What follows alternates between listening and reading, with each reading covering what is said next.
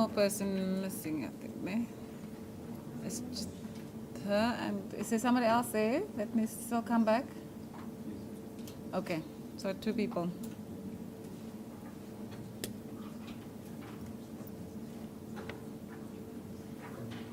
The next one that specific application that I will be dealing with is the application for the appointment of a curata ad litem. As I said, a curata ad litem could be appointed for other reasons other than the one that we are dealing with, but the one that I'm going to deal with is for where you want a person to be declared to be of unsound mind, and you actually want a curator bonus to be appointed to his person or property, because this person cannot make decisions for themselves or their property. So this application has to be ex parte in terms of the rules, but it also doesn't make sense for it to have a party there, because the person that you're saying is presumably in any event of unsound mind and would not be able to consider whatever you are saying in your application. But obviously safeguards have to be put in place in order to make sure that the person's rights are protected and that it's a real situation here. And before you can have an application for a curator bonus, you must first have a curata ad litem appointed. So it would normally be a legal practitioner who will then be appointed, and that person will be representing the interests of the patient, the one who's now being declared of unsound mind. So that person who's appointed as a curata ad litem has to basically go and determine and investigate whether or not the allegations made by the applicant in the founding affidavit are actually correct, whether it's true, and if there's anything that needs to be brought to the attention of the court, that is what should be done by the curata ad litem. So the application, I've said, is ex parte. The affidavit, so the application will normally be brought by a related person. So either a brother or a sister or a son or a daughter or other family member, or if this person has no relatives, it's a friend or pastor, whoever else that has the person's interests at heart. So that person will normally bring the application, but they must set out grounds upon which they feel they have locus standi to make such an application. And that's why I'm saying this would always be a person who is related to the patient, because they would know better about the circumstances of the patient in any event. Okay. Then the grounds upon which the court is alleged to have jurisdiction. We are going back to the basic principles of an application, and you don't have to say the court has jurisdiction. Court would have jurisdiction if the patient is domiciled within the jurisdiction of the court. Okay. So you have to state that the patient lives here, and where he lives, how long they've been living here, whatever. Okay. Then obviously the applicant must deal with the patient's particular details: age, sex, his means, information as to his or her general state of health, the relationship between the applicant and the patient, and the duration and intimacy of their association, so that the court can understand where this applicant is coming from, to be able to make the allegations of person being of unsound mind. Then the applicant must deal with the facts and circumstances so these are all things that are in the rules. So if you look at the rules, you'll find them there. So you must set out facts and circumstances that you rely on to show that the patient is of unsound mind. And you will obviously be referring to incidences, things that have happened, or you can talk about a diagnosis. So sometimes there might not have been a diagnosis at that point in time, but the behavior of the person is such that you can say that this person is of unsound mind. this kind of application not always brought where the person is of unsound mind. It's also sometimes in the case of a prodigal, okay? Somebody who cannot handle their own finances. So it's also not the kind of application we're talking about here. Sometimes the person is not totally the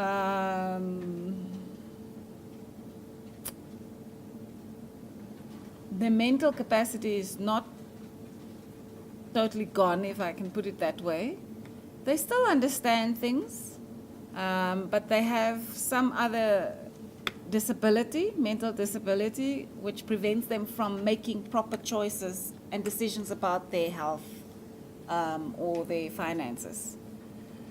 Those are a bit more difficult, obviously, and that's where your background facts that you have to put before the court would then become more crucial, because those will be there to show the court that this person does not act rationally and needs somebody to make decisions on their behalf. Okay. Then you have to deal with the persons who should be appointed as a curator ad litem. Prior to the application, obviously, the applicant must go to the person that they want to propose as a curator ad litem and ask them whether they are willing and able to actually do this. And the same applies to whoever is to be appointed as a curator bonus. And that person, the curator ad litem, has to file a confirmatory affidavit that they have been approached and that they are willing and able to act as the curator ad litem.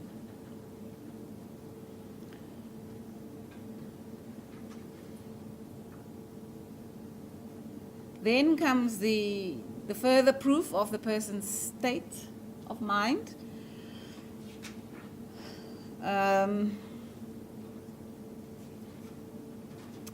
So this could either be another person, lay person, family member, who might be living with the patient in the house. If you personally, as the applicant, do not have that personal knowledge.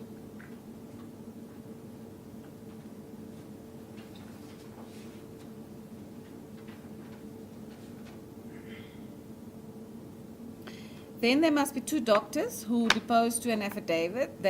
So how you go about this is you will actually, before your application, you will take the patient. Either the patient would have been already receiving treatment from a psychologist, or they would have been seen by a medical doctor for treatment for whatever illness they may have had. So that doctor would then provide a report and an affidavit. You'll prepare the affidavit on behalf of that doctor and annex the report or whatever. And if not, then you have to do it at that point in time, take the person for assessment. So what those experts actually have to say is, they have to say from their observations, from their examinations, they are of the opinion that this person is of unsound mind, and then that somebody needs to be appointed in order to assist them. So opinion evidence, as you all know, is irrelevant normally, except when it's an expert. So you have to also satisfy the court that these people are qualified to be able to make these opinions. So you can't go and get a urologist,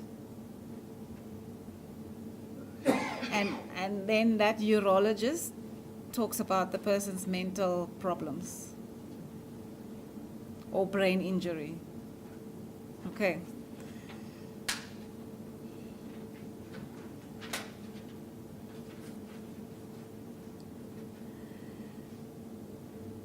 So those, as I said, those doctors, psychologist and medical doctor, they must actually express an opinion on the person's abilities to manage their own affairs based on the facts that they put forward in their report. Okay, these people must be unrelated to the patient in the sense that you cannot go and take somebody in the family who happens to be a doctor or a psychologist or whatever. They should be objective, even, and that is in any other case. Your expert must be objective. He mustn't have an interest in the case. They must not be related to the person. If it is your normal doctor, your medical doctor, house doctor as we call them, it's fine. That's not a a relationship which is considered to be unobjective. But if it's my brother, who happens to be a doctor, is now coming to talk about my mental abilities, that is a no-go. Okay.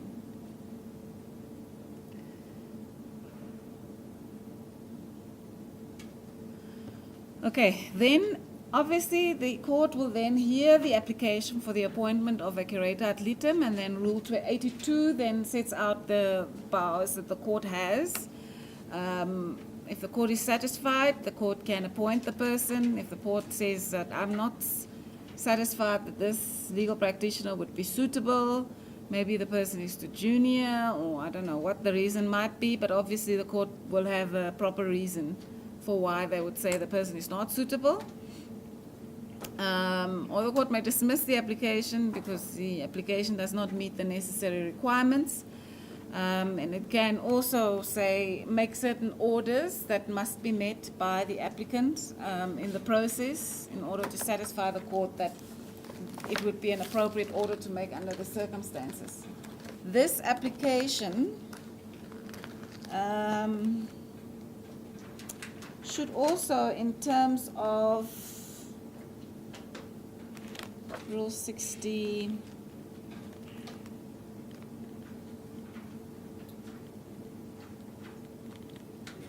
'65, sub-rule 7.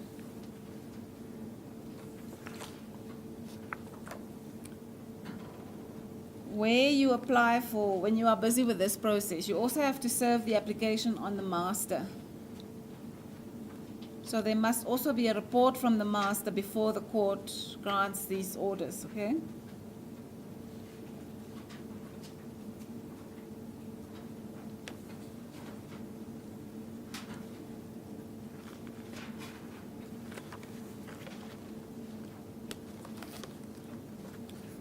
Then once the court has appointed a curator ad litem, usually the notice of motion will talk about what the curator ad litem will have to do, but the rules already prescribe it really. So the curator ad litem has to interview the patient if it's possible, but if the doctor says that it would not be beneficial to the patient, or it would be of no use to the patient because of the person's condition to interview that person, the curator ad litem won't have to interview the patient. He will just have to state why he didn't interview the patient.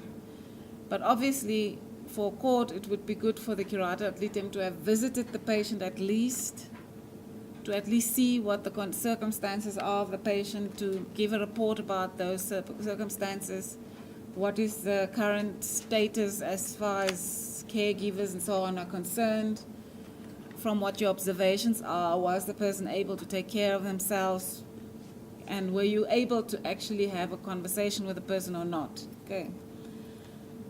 That report must be filed with the registrar.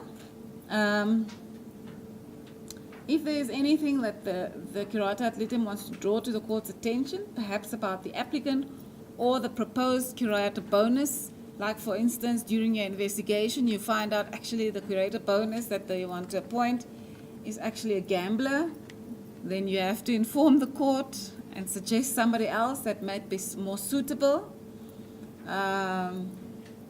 because you are acting in the interest of the patient now, remember.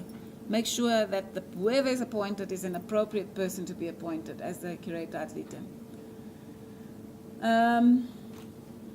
This report must also go to the master.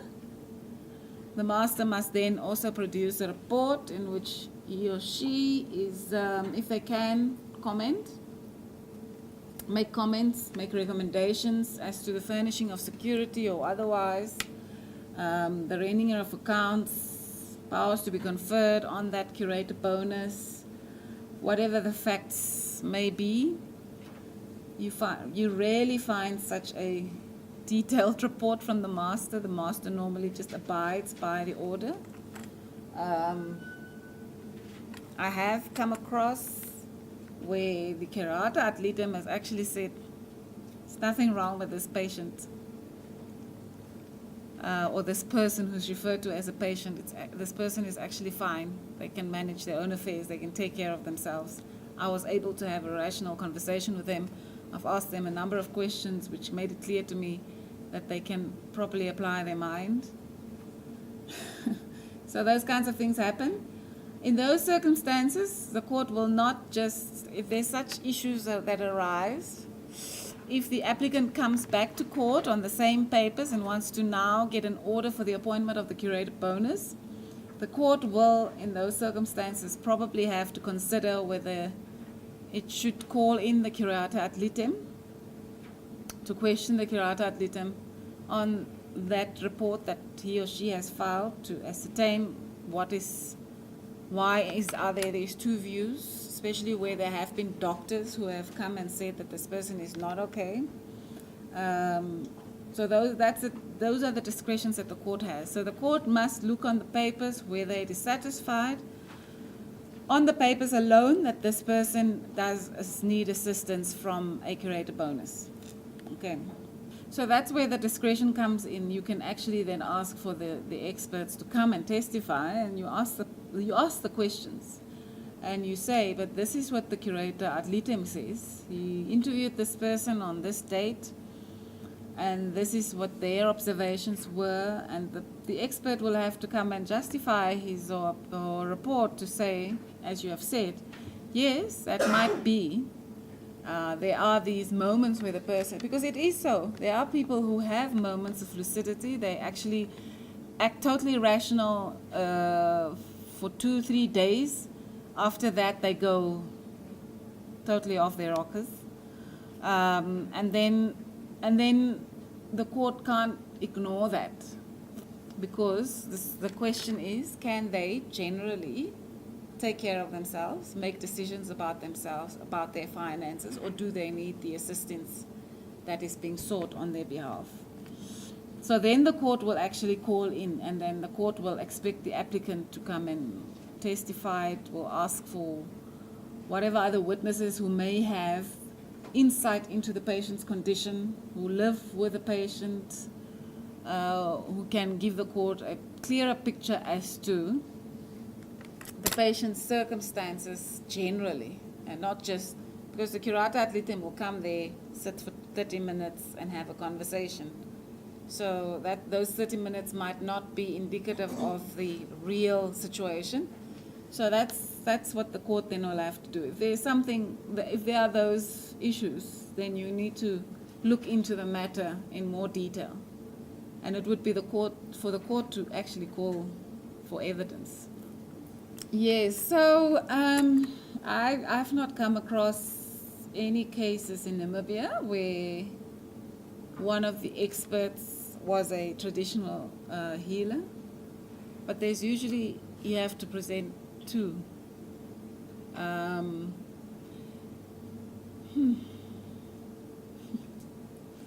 So the rule says, this court has not recognized the expertise of a traditional healer, as far as I know, in these matters of this nature.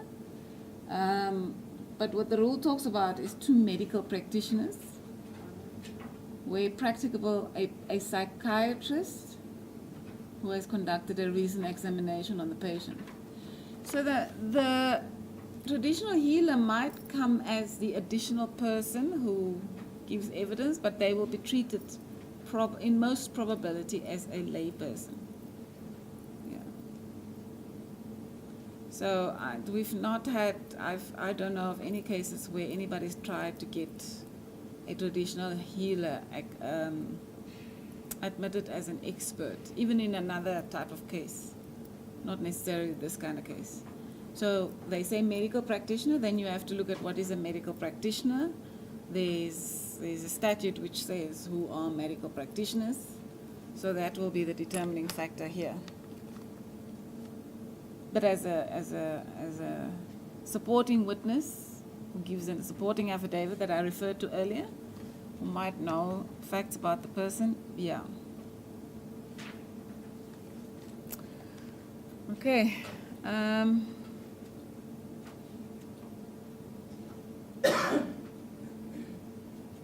So we've discussed this already, the Karate Athletics report.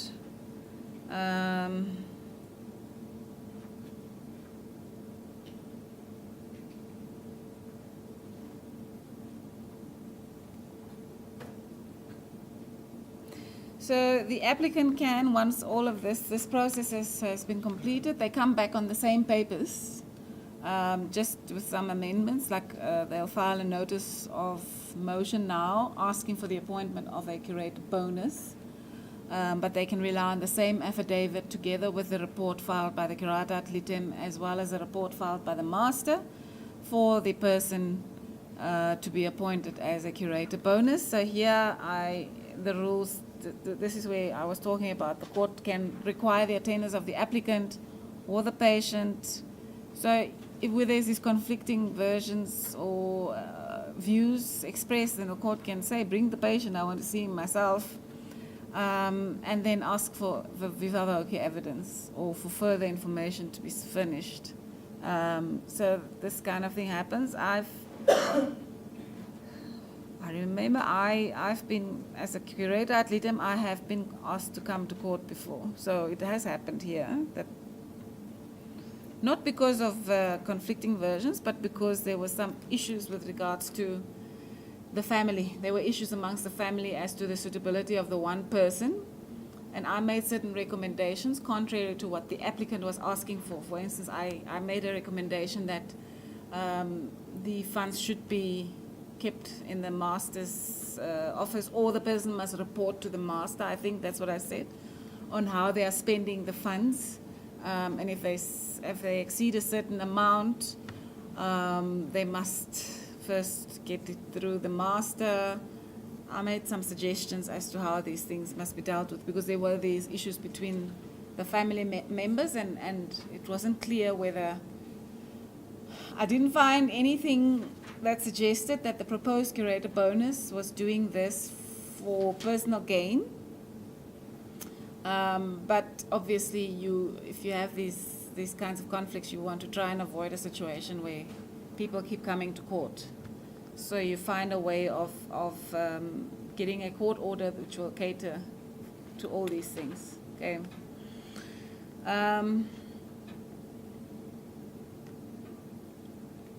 So these are the orders that the court can make. It's to declare the person of unsound mind, appoint the person as a curator bonus. Sometimes it will only be a curator bonus to the person, because they don't really have an estate anyway. Sometimes it would be as a curator bonus to the person's property only, because they are of sound mind, but they don't know how to deal with their finances, the prodigals. So it can also be both. Sometimes you will have one for the person's property and one for the person's medical issues, because the one that perhaps lives with the patient and can take care of him in that sense, make sure that he gets to the doctor and that kind of thing, make those calls, that person might not be suitable to deal with the person's finances. It might be a huge estate that requires a person who's qualified to deal with investments and all sorts of things. Then that would determine the appropriateness of who must be appointed to the person's property. Okay. Or the court can dismiss the application if it's not satisfied of what is being presented to it. And here, I think I mentioned this before, that the costs of this application can come from the assets of the patient, or the court can say, but the patient doesn't have a lot of money, these funds are best spent on the medical treatment of the patient or his accommodation and that kind of thing. You, as the applicant, you can carry the costs yourself. Sometimes the court could be approached because of a matter of urgency to dispense with the requirement of a curata ad litem. So it will be in exceptional circumstances that the court will do this, because maybe the patient requires urgent medical treatment, but the doctors are not willing to do so, or maybe the person requires to be, what do you call it, detained in an institution urgently, or there's a fight between the family. I had a situation where the sisters wanted the patient to be in a care home because they felt that the care that was provided at home by the husband with the helpers was not sufficient, and they felt that it would be better for this person for that person to be comfortable and have less pain and suffering, to be in a place like a Paramount or whatever. And the issue here was that the person death was almost sort of imminent. And we then tried to bypass the rule of a curator ad litem. We didn't succeed. The court said no. Appoint somebody. That person must, within the next day or two, provide me with a report, even if it's an oral report. And that's how we then finally sorted out the thing. Okay, so, but there is authority for the fact that the court can dispense with the requirements of appointing a curator ad litem. It's within the court's discretion, but you really, really need to make out a serious case for that.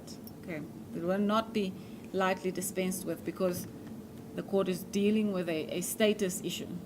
Okay. So she was a Jehovah's Witness. You're not allowed to have blood transfusion. And